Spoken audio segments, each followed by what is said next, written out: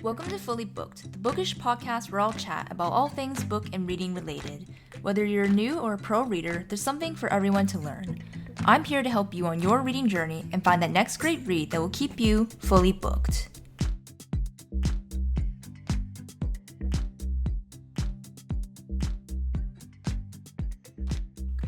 Hello, readers, and welcome to episode 17 of Fully Booked.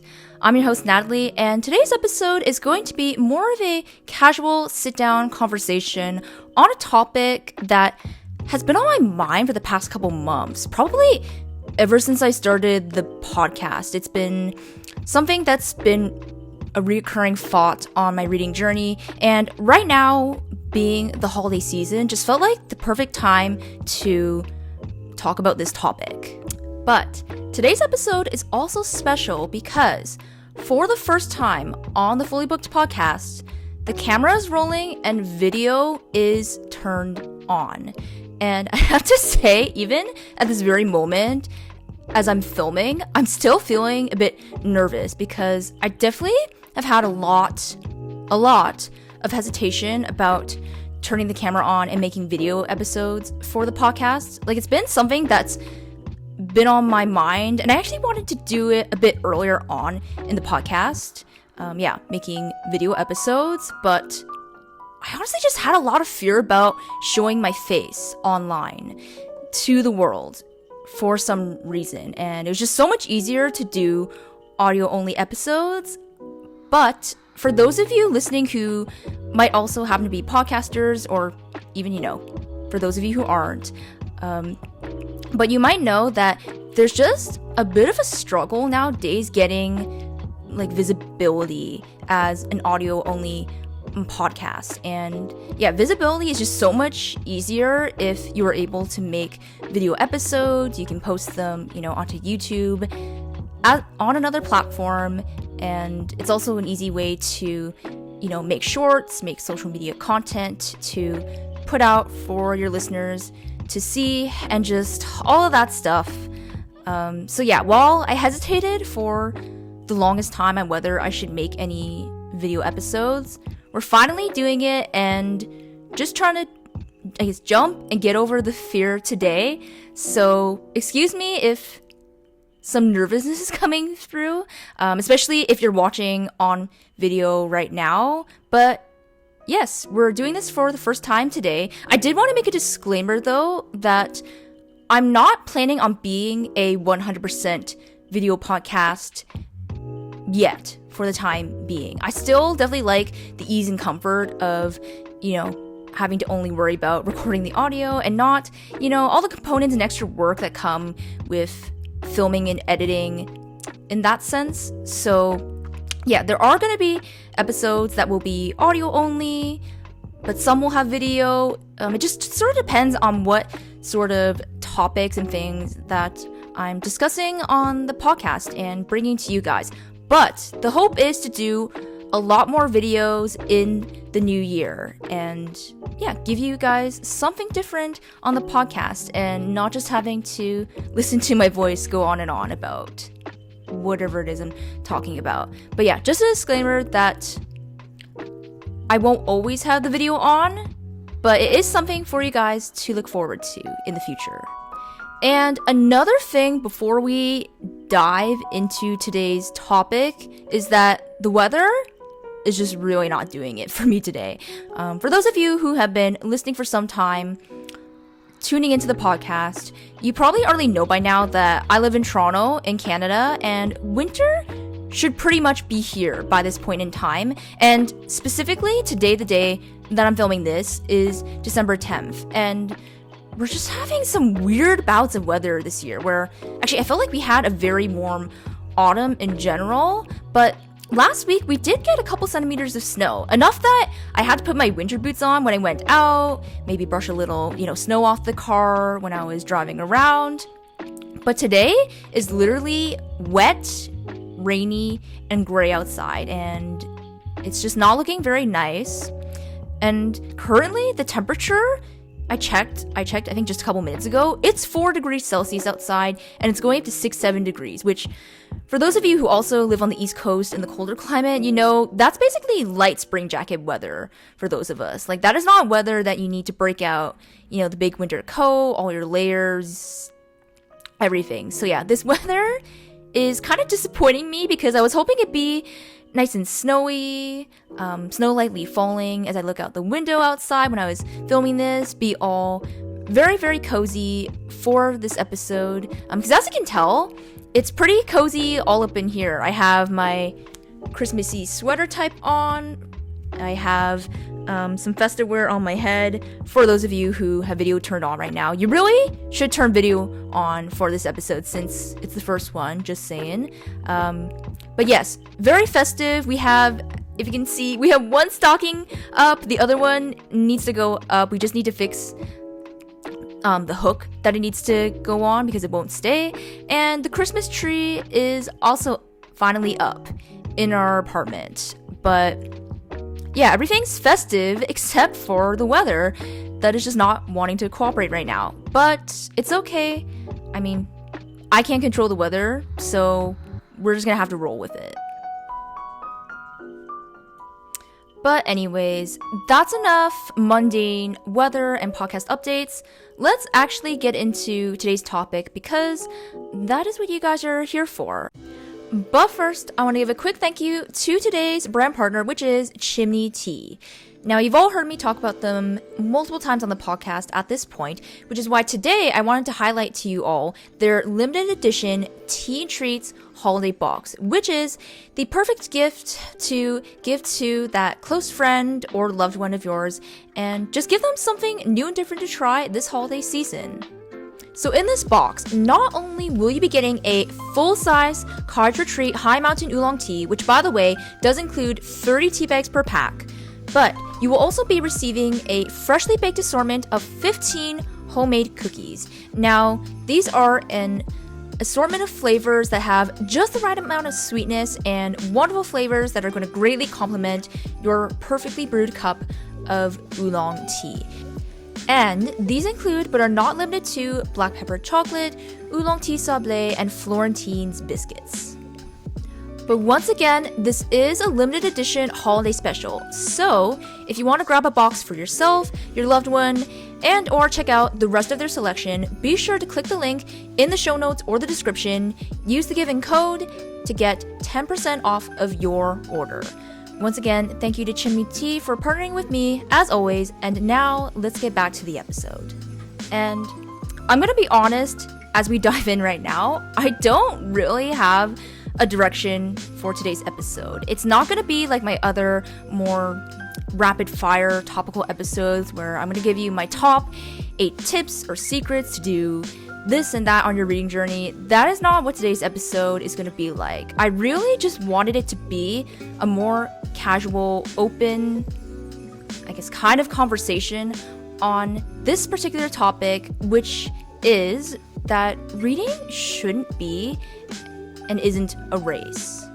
Now, I know this probably sounds weird coming from someone who is now contributing a lot more to the online book content space, but it's something that I've struggled with again and again in my reading journey, but most particularly the latter half of this year because, again, I started a podcast and kind of turned my hobby into a passion project / job of sorts, so to speak. And I'm sure it's something you as my listeners have also struggled with at some point in your reading journey. Unless you're in the very, very early days of your reading journey and you are picking up books like The Flash, like there is no tomorrow. Enjoy this stage of your reading journey, this era, if that is where you are. And yeah, reading is such a joy to you. But for those of us who are like me, a bit further along, maybe a lot further along, maybe even reading for years and years at this point, I'm sure this is something that you struggled with. And it's something that I've definitely mentioned briefly a couple times on previous episodes in the podcast, particularly in my wrap-up episodes where I have had some reading months, obviously you guys know, where I picked up quite a few books, like 10 plus books in the double digits. And I always like to give that, kind disclaimer that, this is just what I was able to read that month, and it's okay that you guys only, picked up 1 or 2, however many books you did that month, or yeah, however many books you can at this stage in your life, wherever you are in, your overall journey, not just in your reading journey. There are so many things that, influence how much we can read at a time. But yes, I guess going back to the topic at hand a little bit more, this is something I've struggled with, which it's also kind of funny because I've read so much this year. Like, I was just checking my Goodreads about half an hour ago, and I checked my Goodreads reading challenge, and currently I've read 93 out of 75 books, which I forget now. I think it said I'm like 23, 24 books ahead of schedule, but I've read pretty well over the reading goal that I set at the beginning of this year, which I'm pretty impressed with. I mean, it's kind of not a surprise in a way because, again, I picked up more books as the months have went on because I started the podcast earlier in the year. Obviously, I was working a full-time job. I didn't have as much time to dedicate to reading or, purpose or reason to just be reading at like this faster pace. But yeah, obviously the podcast has accelerated my reading pace and reading journey quite a bit, and I have to say I'm pretty proud in a way that I was able to finish that much. And honestly, I think at the rate I'm going, I would be highly surprised if I did not hit 100 books, because thinking that if I only have to read 7 more books, we have a couple weeks left of the year, I think I can do it. And also considering that I'm pretty much reading holiday books right now, which are faster and easier to get through than some of the denser fantasy and other genres that I was picking up before. I think according to my Goodreads and my memory, I am in the middle of 5 books right now, which I know probably sounds chaotic to some of you who only pick up 1 book at a time, but to me, this is kind of a given. And 2 of the books I'm not actively reading, I've put down for actually quite a while now, or the 1 book I should say, I put down for like a couple months now because I just haven't wanted to go back to it. Actually, if you've been following along my episodes, you might know which book I am talking about and which book I have not discussed it on the podcast, but I picked up a couple months ago. Okay, making some illusions there. Anyways, but yes, the other 3 books I am actively in the middle of. 1 I just started literally last night, so yeah, I think 7 more books should be easy to reach. I might not even be surprised if I reach over 100 books. Okay, now I'm probably sounding way too ambitious here, and which is funny because now we're getting away from the topic at hand, but yeah, it is true that I have just picked up this faster pace, but I think on the downside, I've also felt the cons, the negative pressures of like starting to pick up more books and finishing more books just at a faster pace. And it's really hard because there was definitely some excitement in me when, over the past 2 to 3 months, I've discovered those little tricks and hacks to reading faster, which that's probably a whole other topic for another type of episode. I'm not going to go into that now because we're going to keep getting further and further away from the point. So yes, excitement, but at the same time, I also feel stress at times of like, oh, I feel like I need to be finishing this book and starting another one on like by this day, by this time, by this week, by the end of the month, I should have read at least 10 books like in this particular month. Especially because sometimes like when I'm reading certain books, I'll want to include them within a certain month to get to then, include on that month's wrap up, get to talk to you guys about it, share all the love and excitement. But yeah, there's just also this added pressure now with having to complete more. And I have to say, I think I'm still on the journey to learning how to manage that stress sometimes, and also just let go sometimes, in that it's okay to also slow down once in a while and just let myself really sink into and absorb the book, the world that I'm in, stay with those characters and not just worry about racing through the pages just so I can get to another book to read. And the one thing I did want to mention in this episode is that, for me at least, I feel like the biggest culprit of stress in what I'm going to call the reading rat race is the presence of social media and the book apps. So nowadays, definitely living in the tech age, it's likely a given that social media is always going to be a blessing and a curse at the same time, and that definitely applies to all different types of content areas, including the online book content space. But definitely in particular, I wanted to talk about, the book apps and their social features, and particularly Goodreads and Fable, if you guys are into all of those like I am. And I will say, there are definitely pros and cons, as always, to all the features available on these apps now. And I do want to talk about the pros to a small extent in this episode and highlight those. Because especially on Goodreads, where you can see your friends' reading challenges, what they're currently reading, what they want to read, I think can definitely be an interesting experience and add to your own reading journey. And particularly for those of us who are more competitive in nature. Now, personally, I am not a competitive person at heart, but for those of you who are, and getting to be able to see, I guess in particular, how much your other friends are reading, it can definitely spur you on to pick up more books, but also to pick up books that you normally wouldn't choose for yourself when you can see all the books that are out there. And I think that's definitely the coolest part about getting to go online and just see what other people are reading, and in particular, people you actually know, not people who are booktubers, bookstagrammers, whatnot.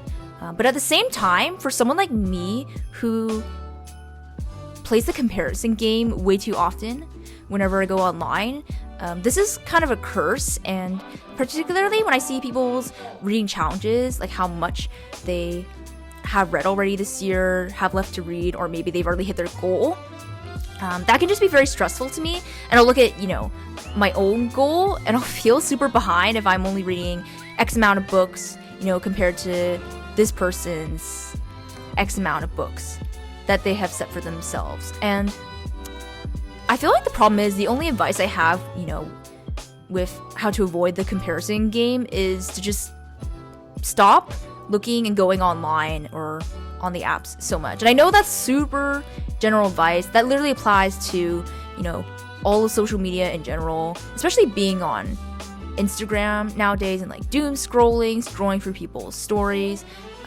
For some of you who are younger, it's probably TikTok, but for me, I'm not on TikTok that much personally.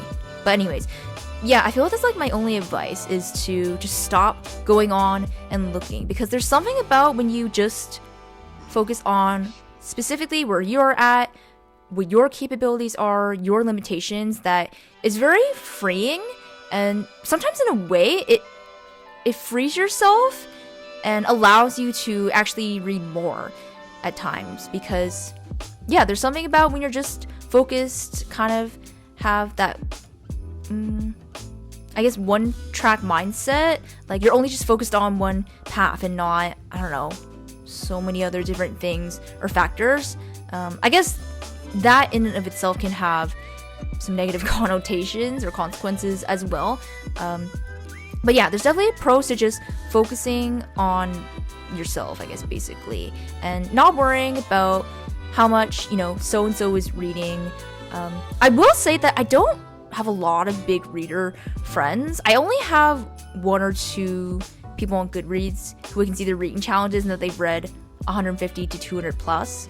But yeah, it's just all good stuff to keep in mind. And for those people that I know that are reading that much, I've really wondered how they do that, because I feel like I would have to give up sleep and eating to get to that number for myself, unless I really learn the art of skimming and some of those other, tips for faster reading.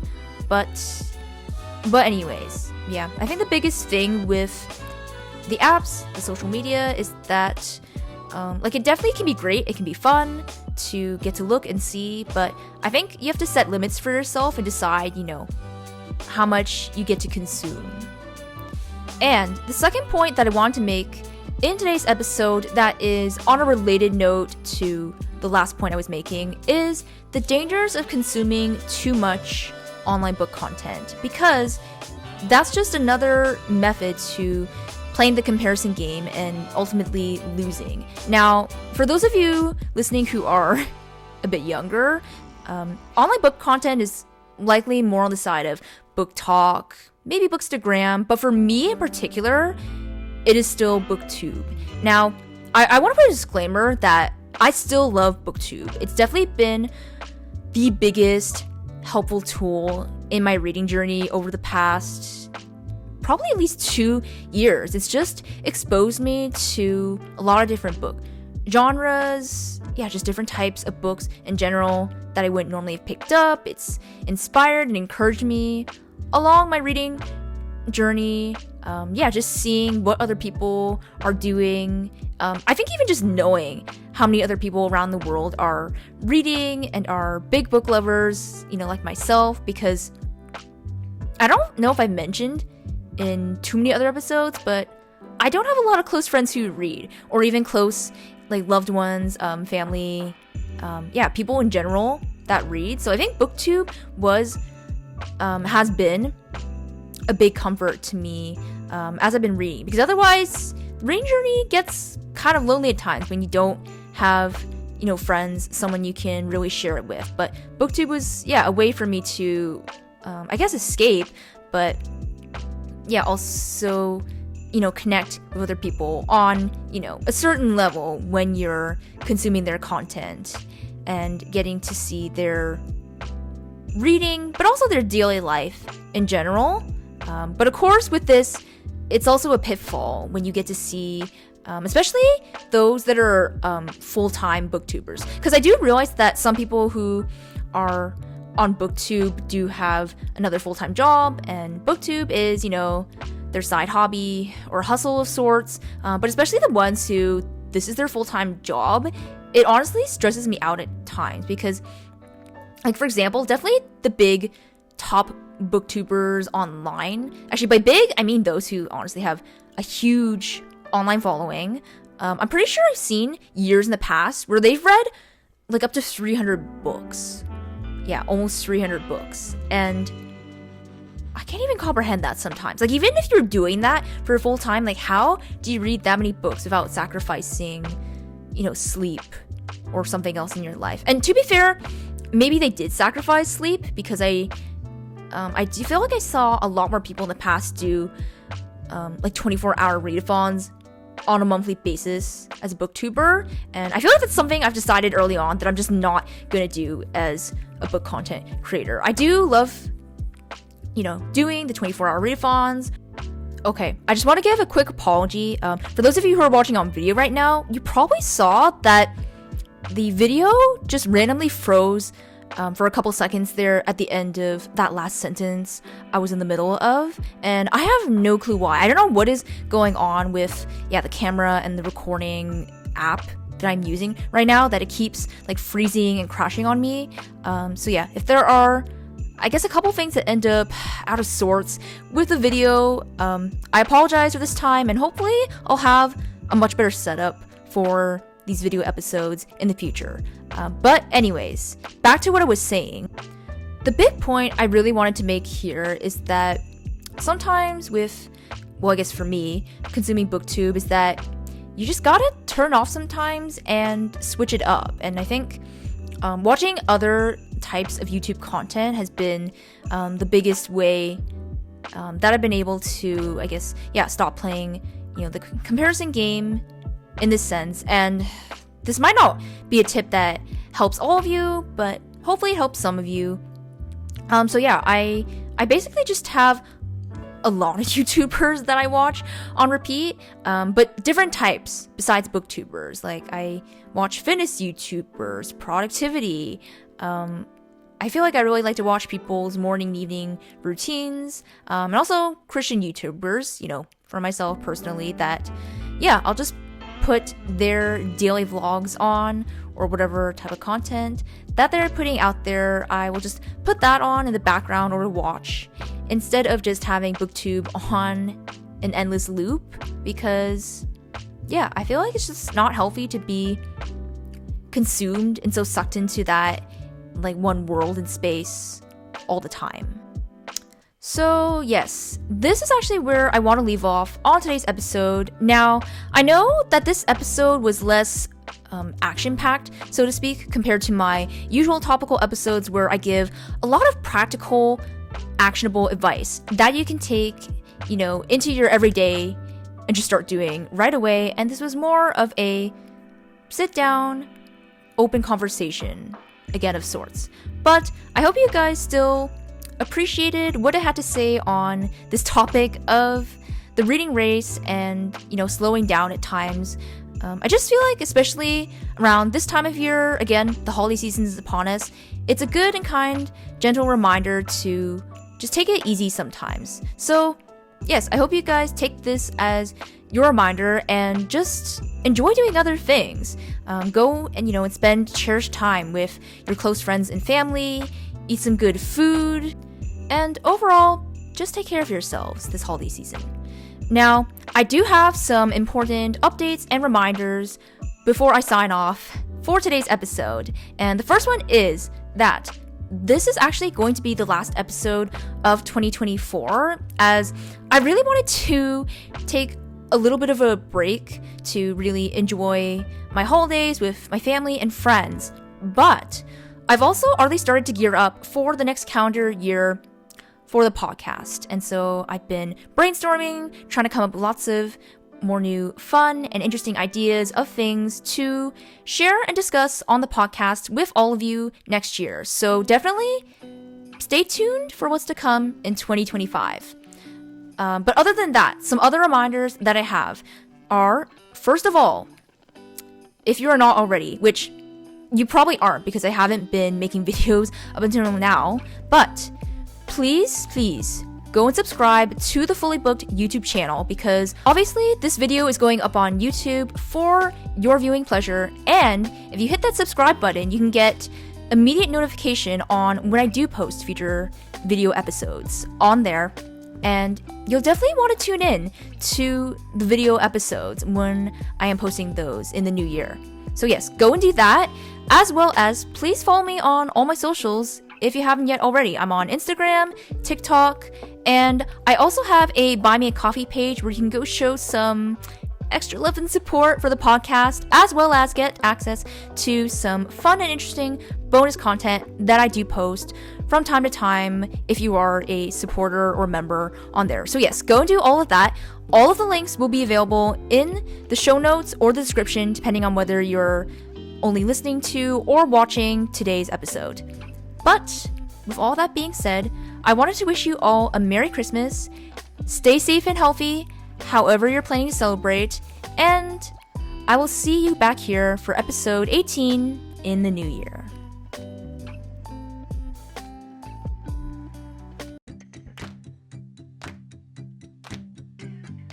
Thank you for listening to today's episode.